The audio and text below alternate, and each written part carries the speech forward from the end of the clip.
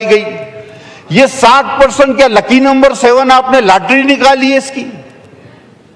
مہنگائی تو اس سے کئی گنا زیادہ بڑھی. تو یہ 60% کس طرح نکالا گیا، کس چیز کا نچوڑ ہے؟ مہربانی فرما کے ہمیں یہ بتایا جائے. اگر آپ 25-50 نہیں کر سکتے تو کم از کم راؤنڈ فگر کوئی 10, 15, 20 تک تو چلے جائیں. یہ 60 کہیں بھی ایگزسٹ نہیں کرتا. اور آپ نے تنخواہ دار کی تنخواہ 39,000 سے 41,000 کر دی. تو سر ساتھ میں ان سب کو ایک الماری، ایک تجوری بھی تو دے. اتنا پیسہ ہی رکھیں گے کہاں؟ یہ جو خزانہ جمع کریں گے اس دور میں، تو ان سارے ملازمین کو، سرکاری ملازمین کو کچھ نہ کچھ جمع کرنے کے لیے تجوریاں بھی ضرور فراہم کی جائیں.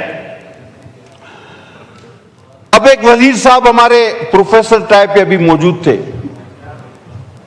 وہ کہتے ہیں کہ آپ انتشار مت پھیلائیں، عوام کو سمجھائیں کہ مہنگائی کیوں ہو رہی ہے. اب یہ وہی بات ہے کہ بکرے کو سمجھاؤ کہ تمہیں ذبح کیوں کیا جا رہا ہے.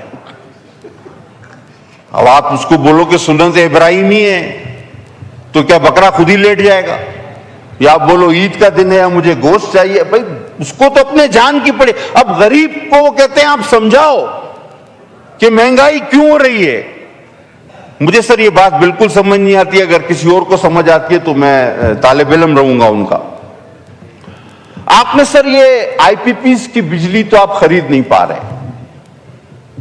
آپ کے پاس سرپلس ہے، آپ اس کے پیسے دے رہے ہیں، ملک خسارے میں جا رہا ہے. مجھے سمجھ نہیں آتی آپ نے اتنے پیسے یہ سارے ڈیمز پر کیوں رکھے.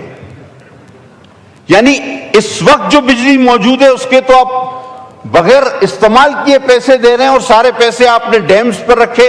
ہو سکتا ہے کہ اس کے پیچھے کوئی آپ کا عقل ہو، کوئی آپ کی پلاننگ ہو. تو مجھے بتایا جائے کہ شاید وہ جب آئی پی پیز کے کانٹریکٹ ختم ہو جائیں گے تو پھر آپ ڈیم سے بجلی لیں گے، یا آپ واٹر ریزروائر بنا رہے ہیں تو سمجھ میں آتا ہے.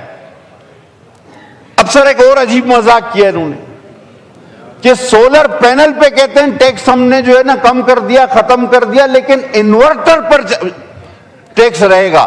اب سر بلب پر ٹیکس ختم کر دے، تار پر ٹیکس لگا دے، بغیر تار کے بلب کیسے جلے گا؟